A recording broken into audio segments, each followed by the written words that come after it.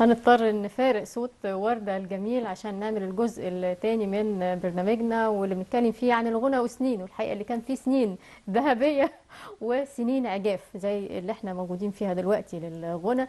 لكن الحقيقة بوجود أصوات ونقد فني ونقد موسيقي وصوت زي ضيفتنا النهاردة، احنا هنطمن. معانا دلوقتي الناقدة الفنية والمطربة عصمت الشقنقيري. أهلا بيك يا عصمت، اهلا وسهلا بحضرتك. ومنورانا. ميرسي يا فندم، بنورك. ولا نقول لك دكتور عصمت عشان انت بتحضري الدكتوراه يعني قريب قريب قوي. قريب يا رب ان شاء الله. خلاص اول ما تاخديها خلاص على باذن طول. الله.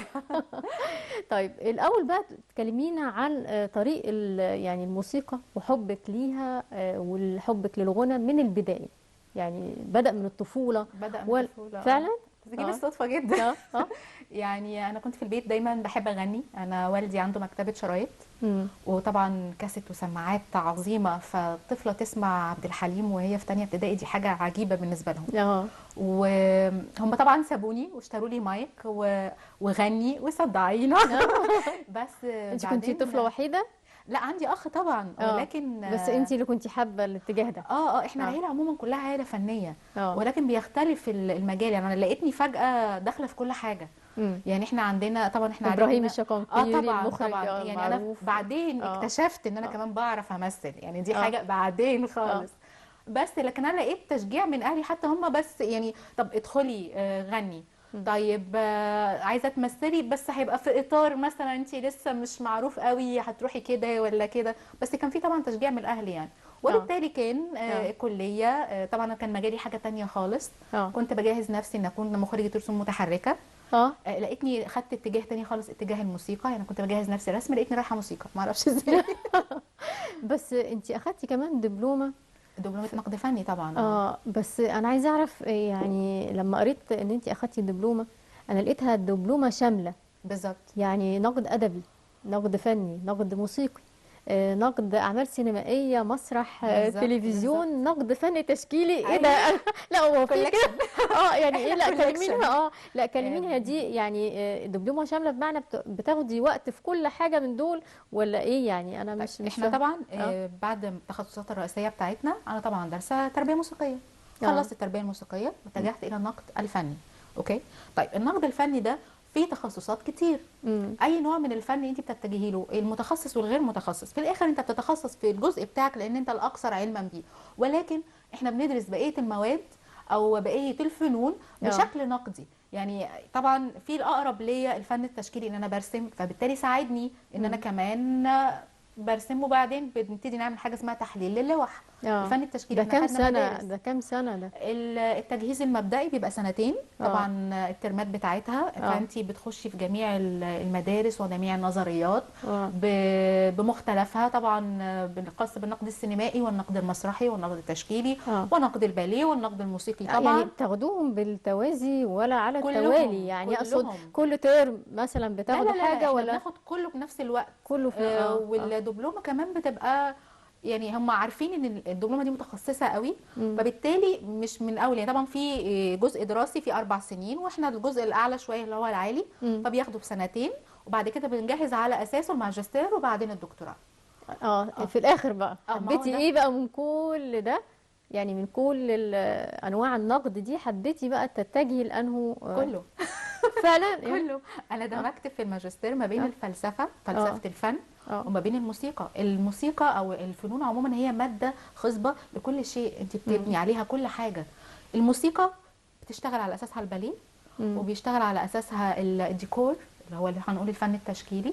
هنبتدي مثلا نقول الموسيقى التصويريه، اه مفيش فانت حاجه شايفة ان بتستغنى هما عنها. يعني داخلين في بعض؟ الفن كله ليه اه علاقه ببعضه، كله يعني بيكمل بعضه. ما ينطبقش عليهم صاحب بالين كذاب لا وصاحب لا لا لا ثلاثة لا لا لا، منافق. تحت اي اه ظرف من اه الظروف انت بتدرس النقد ده ليه بعض الاسس والقواعد هي بتطبق بشكل او باخر مم. طبقا للشكل الموجود. يعني انت هنا هتنقد لي مثلا عمل فني، هتنقده ليه قواعد واساليب معينه للنقد. مم. مش اراء شخصيه، الموضوع مش شخصي خالص، لا. اه بل بالعكس، انت ليك قواعد بتبتدي تتكلم على اساسها. طب الجمله اللحنيه هنا عامله ازاي؟ طيب انت هنا قلت الاداء ده شكله عامل ازاي؟ وهكذا. وكذلك طبعا النقد التشكيلي ونقد الباليه وهكذا.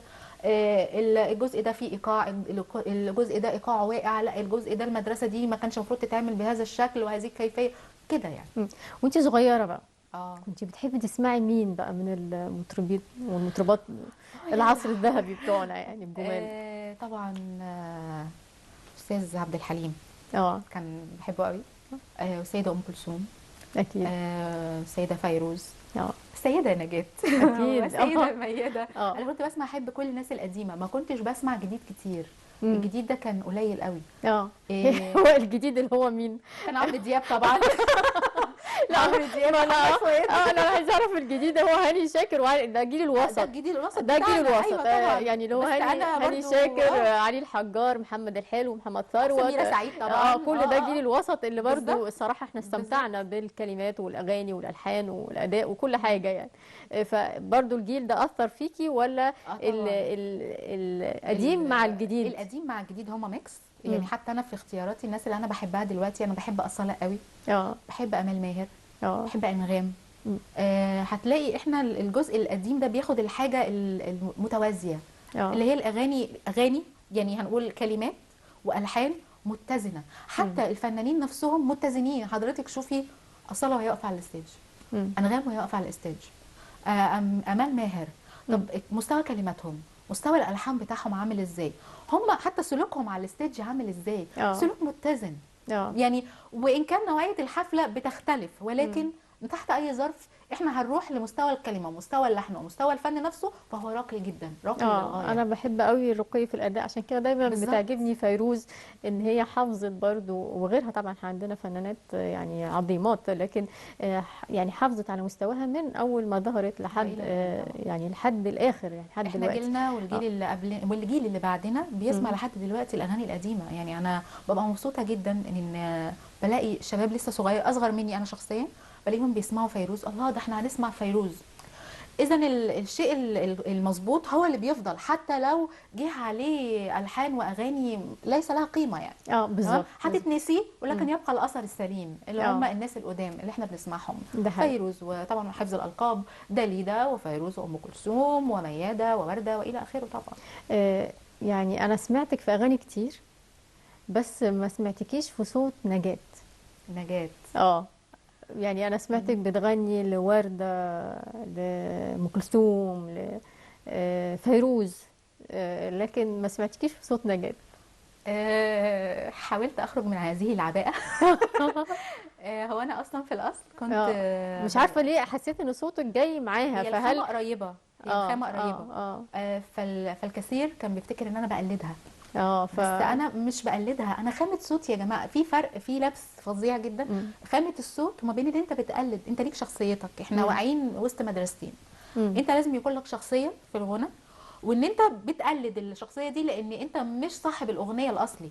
انت لازم تقولها زي ما هو بيقول، فبالتالي بيقع علينا ان احنا بنقلد، فبالتالي انت ما يبقى لكش اي هويه في المساله تماما. فانت حد كده مش مظبوط في الموضوع. فبالتالي انا كنت في حفله من الحفلات، كنت في مسرح المكشوف بغني اغنيه الشوق والحب. دي كنت بغنيها وبحضور دكتور حسين صابر. دكتور حسين صابر طلع على الستيج الحمد لله بعد ما خلصت الاغنيه. هناني جدا، كنت لسه صغيره، وقال لي انت خليتي عيني ترغرغ من الدموع. انا غمضت عيني وسمعت نجاة. ما تغنيش غير نجاة. بس لقيت ان انا طبعا على قد ما فرحت على قد ما انا اتحسرت. ما ينفعش اغني نجاة بس، انا كمان ببلور صوتي بشكل. هي نجاة فنانه عظيمه اكيد اكيد، بس انا مش نجاة، انا عصمت. ايوه. فهتفضل في مقارنه بيني وما بينها، ومقارنه مش لصالحي اطلاقا. اذا انا اعمل ستوب بالنجاة واغير بصوتي واخد خبرات جديده بصوتي من فنانين تانيين. طيب يعني لو قلت لك غني دلوقتي هتغني نجاة؟ هغني نجاة ولا لا ده اختيارك يعني. لا مش مشكله يعني اسمعك نجاة. تمام نسمع. هغني لو تعرف. اغنيه رائعه يعني نشنتي، انا بحبها قوي قوي. هنقول ايه؟ لو تعرف يا حبيب قلبي وانت معايا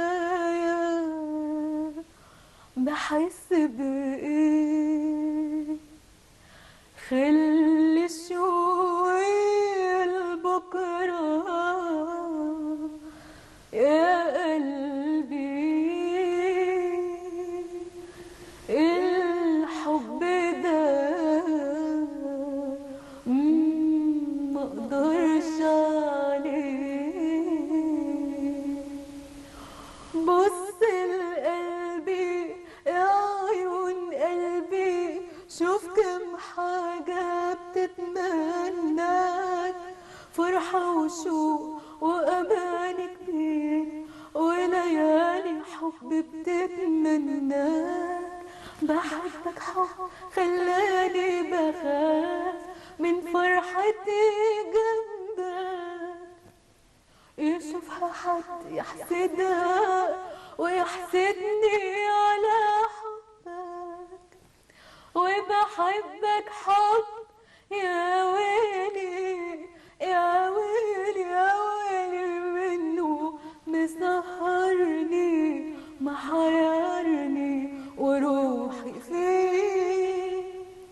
وبحبك حب يا ويلي يا ويلي ويلي يا ويلي ويلي يا ويلي، مدوبني وحبيته وخدت عليه.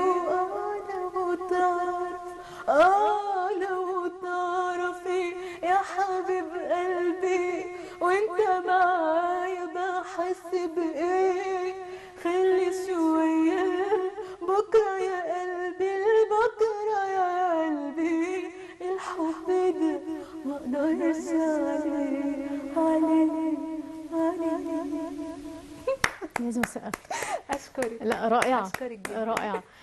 بس طبعا كان لازم يكون ليكي طبعا الاسلوب والاغاني الخاصه بيكي يعني. طبعا صحيح طبعا. انت، انا بحب قوي لما اسمع اغنيه قديمه وخصوصا لو هسمعها من صوت حلو، لكن لو صوت مش حلو لا انا طب يبقى اسمعها من مطربها الاساسي. بالظبط. وكنت حقيقه عندي نظريه كده ان الاغنيه لو لرجل يعني فتغنيها ست فتغنيها بطريقه مختلفه او العكس. الموضوع بيبقى احساس اول واخر يعني. انت المفروض تغني الاغنيه ان كانت لراجل او لست، هما طبعا بيقولوا الاغنيه للرجاله تغنيها رجاله والستات تغنيها ستات علشان فرق الطبقات الصوتيه. ولكن احنا ليه حصرنا المساله في هذا الشكل؟ انت ممكن تاخد الاغنيه وتغير اسلوبها اصلا، زي محمد منير ليه تجربه الحقيقه طبعا لطيفه طبعا جدا في الحاجه السقايين للسيده شريفه فاضل. انا بعشق البحر نجاة طبعا يعني. فاحنا بناخد الموضوع مش لازم تغنيه اسطمبة، غنيه بستايلك انت.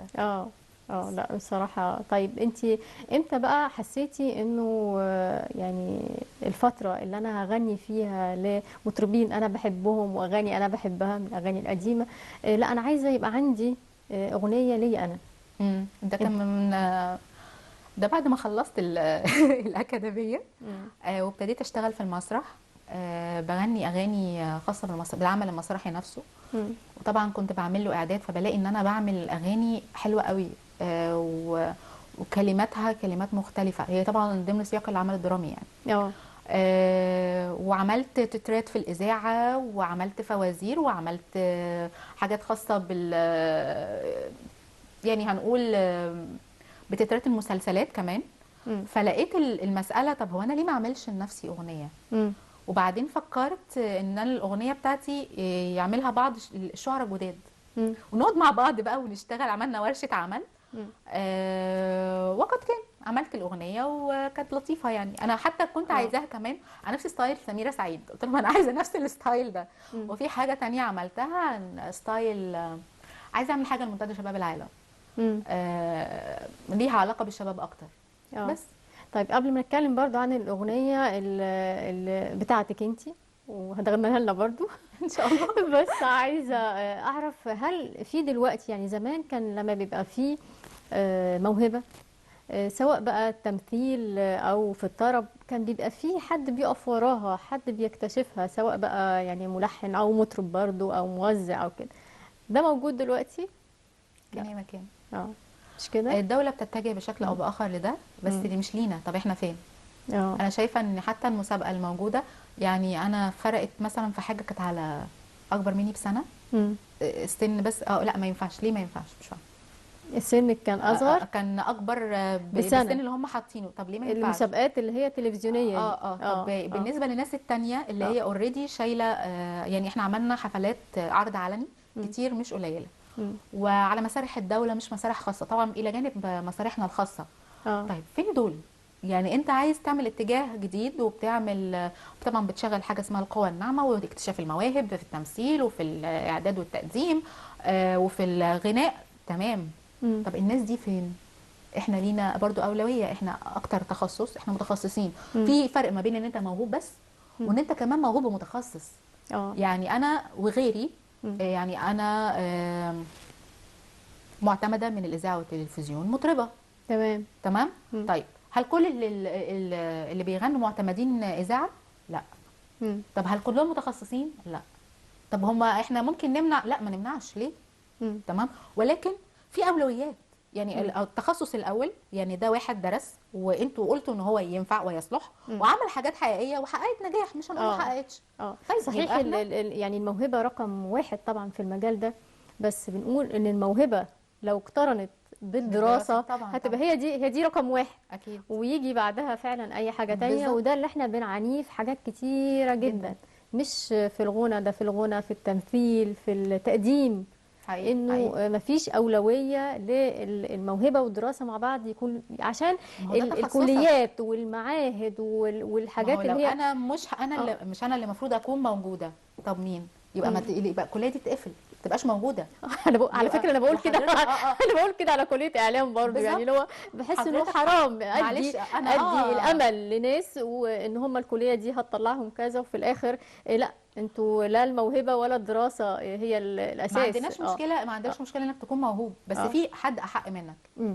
بعدين خلينا نتكلم على المستوى الاعلامي والفني ده، اللي دي قوى الناعمه عموما. يعني القوى الناعمه مش غنى وتمثيل بس، لا، حاجات تانية كتير.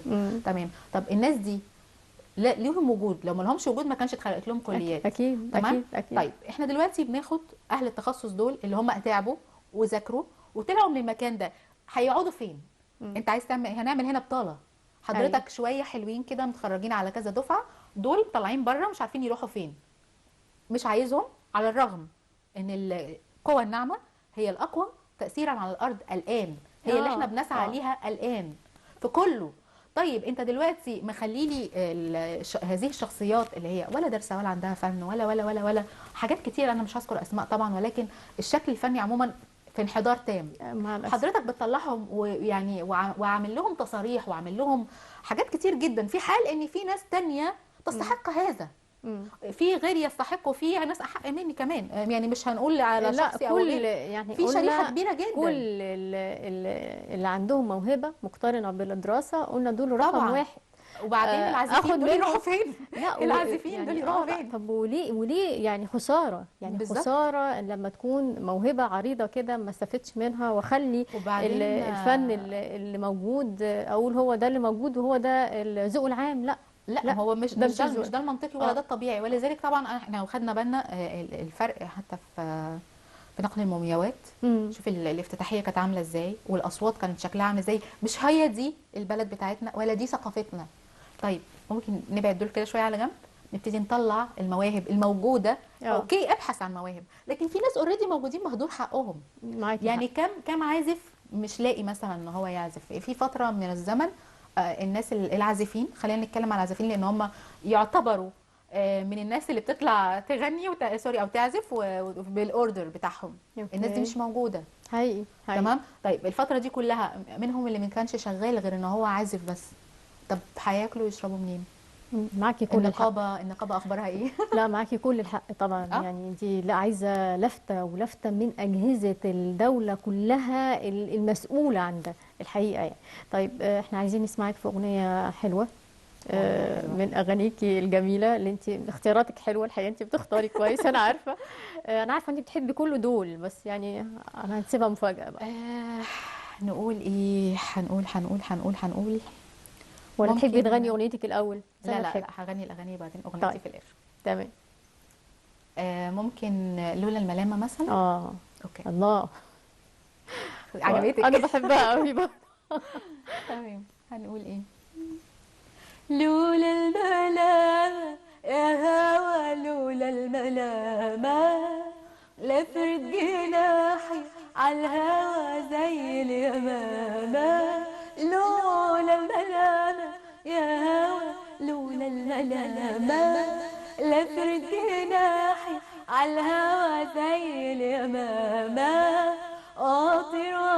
واغرب في الفضاء واهرب من الدنيا الفضاء، وكفاية عمري كفاية عمر اللي انقضى، أنا بخاف الملامة وأنا بخاف الملامة الملامة.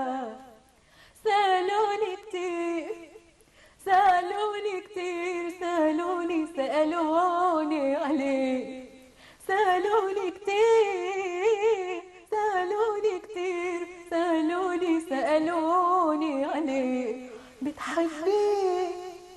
أيوة وحنكر ليه وبصولي بلاك وقالولي كلام جراح،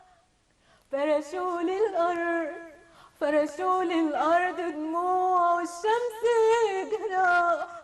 كل ده كله عشان حبيت ولا عشان قلت أنا حبيت؟ لولا الملامة يا هوا لولا الملامة لفرد جناحي عالهوا زي اليمامة، واطير وارفرف في الفضاء واهرب من الدنيا الفضاء، وكفاية عمري كفاية عمري اللي انقضى، وانا بخاف الملامة وانا بخاف الملامة الملامة. برافو يا مش هايل. لاحظت ان انت حابه يكون ليكي شخصيتك، مش بتغني شبه حد، يعني عربك حلياتك مش نفس الاغنيه الاصليه بالظبط. حقيقي. انت حابه ما يتقالش انت بتقلدي فلانه، بتقلدي ورده، هي بيتحط يعني احنا بنتحط في قالب وبيتقال ان احنا بنقلد، وهو الاصل يعني في المساله احنا بنمشي طبقا للمايسترو، يعني المايسترو عايزك تقول كذا. في احنا يعني اكتر من مايسترو، في مايسترو عايزك تمشي مسطره على النوتة، اوكي، وفي مايسترو يقول لك لا انا مش جايب نجاة، انا مش جايب فيروز، انا مش جايب ورده، انا عايزك تقولي بشخصيتك انت. انت اسمك ايه؟ انت اسمك عصمت. ده كذا مايسترو بهذا الشكل. طبعا الى جانب الموسيقار حلمي بكر، هو اختبرني طبعا هنا في الاذاعه. قال لي عصمت، ايوه انت اسمك عصمت، ما اسمكيش نجاة. تمام، ما تحطيليش تفصيلتك في الاغنيه. وكانت بالمناسبه لو تعرف، قال لي انت هتنجحي. كان بحضور الموسيقار محمد سلطان طبعا، الله يرحمه الله يرحمه، والاستاذ وجدي الحكيم الله يرحمه، وطبعا استاذه نجوان كانت مسؤوله في الوقت ده عن الاذاعه.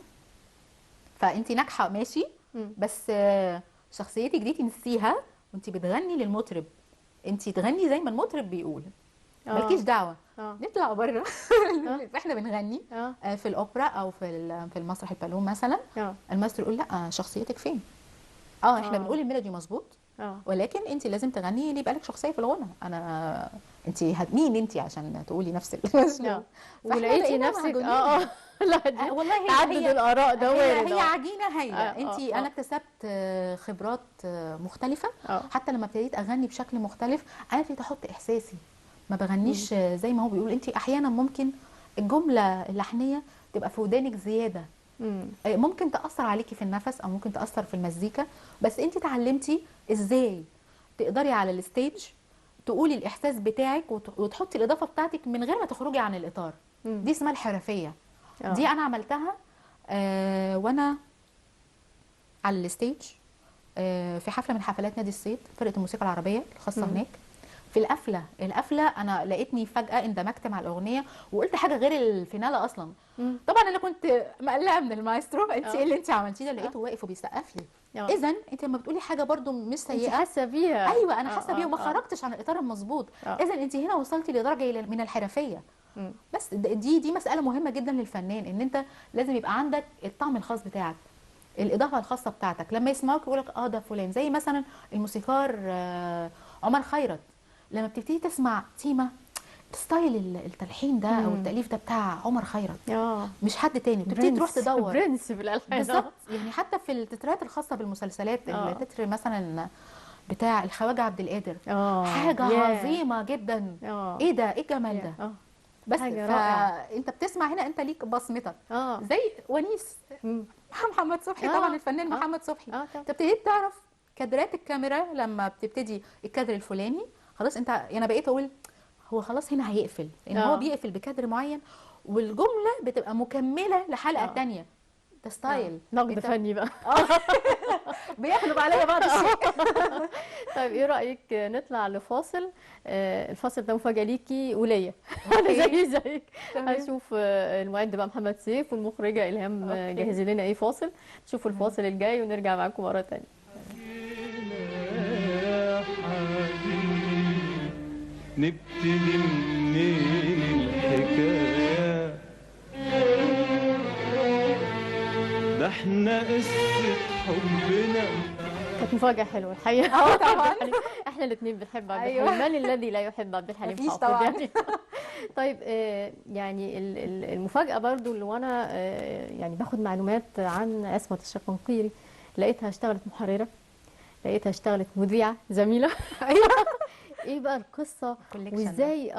يعني قولي لي، هل ده يعني انت في اوقات ما بتبقيش عارفة انت لاقية نفسك في ايه بالظبط، ولا انت ما بتبقيش عارفه ايه اللي هيكمل معاكي، او ايه اللي يعني ايه اللي هينجح، او حاسه انه ده يعني حتى لو انت متفوقه فيه مش عارفه تمشي فيه فهجرب سكه تانية؟ يعني ايه؟ يعني قولي لي ايه الكوليكشن الغريب ده.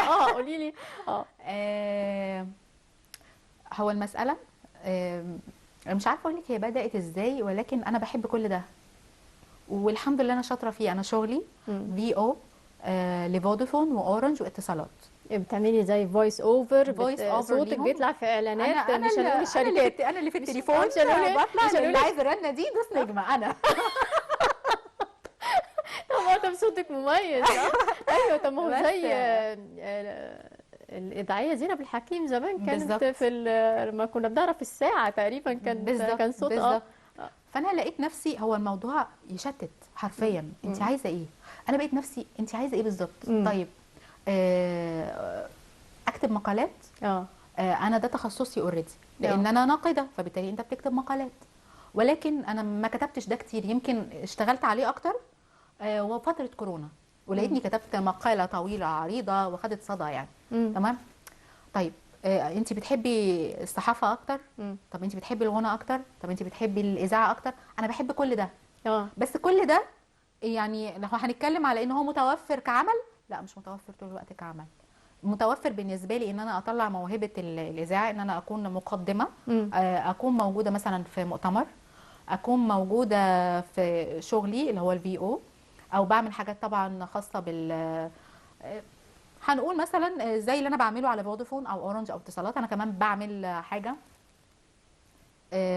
مسلسلات اذاعيه بصوتي، فبالتالي لقيت طب انا صوتي كويس، ده انا بغني، طب ما هقدم. وخدت فعلا كورسات كتير جدا في جامعه القاهره، وطبعا اكاديميات وقناه 90 طبعا استاذ يوسف الدالي، و اخدت في اكاديميه دهب مع استاذه كبيره ايناس جوهر، حفظ الالقاب طبعا، وفريده الزمر وتامر امين وسمير صبري، يعني قيمه وقامه من الناس. انا اشتغلت على نفسي حرفيا عشان اشوف انا فين. كنتي فايتر مع الحياه اللي هو وكنت في نفس الوقت يعني انت محاربه ما بتستسلمي. لا يعني ابدا. فعشان كده انا حبيت اقول ان انت عملتي كذا وكذا وكذا. ده حقيقي. انا اشتغلت يعني بالفعل مذيعه في قناه، وعملت لقاءات مهمه جدا مع وزير الثقافة كان عماد غازي، وعملت مع منير الوسيمي، وعملت مع ابنه شريف الوسيمي، وعملت مع دكتور خالد مين يا ربي وعملت مع احمد زاهر. اللقاء ده كان في مؤتمر موجود خاص بالسينما، ده كان في مهرجان يعني موجود، انا مش قادره افتكره قوي، ولكن كل ده وانا بدرسه وانا بشتغل عملي. كنت بعمل كمان بدرس في اكاديميه نصر. فالدكتوره دكتوره ايناس جوهر قالت لي طب انت عايزه تبقي اعلاميه؟ طب خشي هنكمل. كملي وروحي وتعالي، روحي وتعالي. يعني لا بجد ده حاجات، يعني ده كولكشن ملهمه لكتير من الشباب اللي ما بيعرفوش هم عايزين ايه او يروحوا فين او يعملوا ايه. يعني قصتك واني كمان جهزت نفسي. يعني انا كنت في فتره بجهز نفسي اعلاميا، انا كنت عايزه اتجه للاعلام بشكل يعني مباشر. وانا طبعا بغني، ده حوار تاني على جنب، بحب الغنى قوي وبشتغل عليه، ولكن انت كمان محتاج حاجه جنب الغنى لان انا لسه عندي كتير. فبالتالي رحت اكاديميه ناصر وبقيت اتدرب اذاعه واتدرب في اكاديميه ناصر. اكاديميه ناصر انا كنت رايحه عشان انا محتاجه اعمل برامج حواريه، محتاجه المعلومه تكون صحيحه وباكد ان المعلومه تكون صحيحه وليست اشاعه. فخدنا التفاصيل دي كلها وابتديت تغير في شخصيتي وتغير في تفاصيل تفكيري وهكذا. لقيت ان انا الامور عندي متسعه، انا مش محدوده. يا جماعه انتوا ليه بتحددونا في اطارات؟ بس لما يجي حد هيتفضل بيني وبين مذيعه دارسه، المذيعه اللي دارسه طبعا تستحق.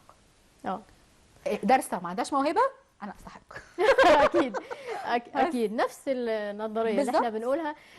طبعا مش هسالك على اوضاع الغنى دلوقتي، انت بالفعل قلنا خلال الحلقه يعني ايه الوضع اللي موجود دلوقتي، علشان ما نتحرمش ان احنا نسمع اغنيه اخيره منك ومن اختيارك. هقول اغنيه لانسانه جميله انا بحبها قوي، هي معجونه برضو بالفن كده يعني، سعاد حسني. بانوا. اتفضل. قول ايه؟ بانوا بانوا بانوا على اصلكم، بانوا بانوا بانوا بانوا على اصلكم، بانوا ساهي يبطل سهيانه، ولا غنى ولا صيت دول جنس حويت، ولا غنى ولا صيت دول جنس حويت، وكتابنا يبان من عنوانه، بانوا ايوه بانوا. جربنا الحل المتعاير ابو دم خفيف، وبقينا معاه اخوة شقايق فاكرينه شريف، ادري مش كده على طول الخط، التبرد من جوه نطي خلاص، بقى مهما اتشال ونحط مفيش دمعة حزن عشانه، بانوا ايوه بانوا. رائعه. برافو عليك، اختيار كويس على فكره. انا خيرتها تغني الاغنيه بتاعتك ولا اغنيه من اختيارك، هي اختارت اغنيه الجميله والسندريلا سعاد حسني، والكلمات رائعه اكتر من رائعه، ما بعد الروعه لصلاح جاهين يعني. بالظبط والحان كمال الطويل. وهنا كمان كانت بتتميز الاغنيه انها مش بتغنيها صرف، دي اغنيه ادائيه وفيها مقامات. يعني حضرتك شوفي هنا ان هي مش مطربه يعني، لا وده هي الجمال في الاغنيه. مؤديه شاطره جدا وذكيه جدا وممثله يعني كوليكشن. سعاد حسني فنانه شامله الحقيقه. طبعا يعني احنا في النهايه بنشكرك جدا، نورتينا وانبسطنا جدا بصوتك النهارده الحقيقه في موسيقى الجيل. واكيد برضو يعني اللي بيسمعنا دلوقتي لانه عمالين يقولوا لي صوتها حلو. يعني بجد استمتعنا بصوتك جدا. في نهايه الفقره بنشكر ضيفتنا النهارده المطربه والناقده الفنيه وقريبا الدكتوره عصمت الشقنقيري. شكرا ليكي. ميرسي يا فندم، نورتينا جدا. نورتينا. بقول لكل مشاهدينا يا رب حلقه النهارده تكون عجبتكم. نشوفكم السبت الجاي وحلقه جديده من جيل ميوزك. تصبحوا على خير.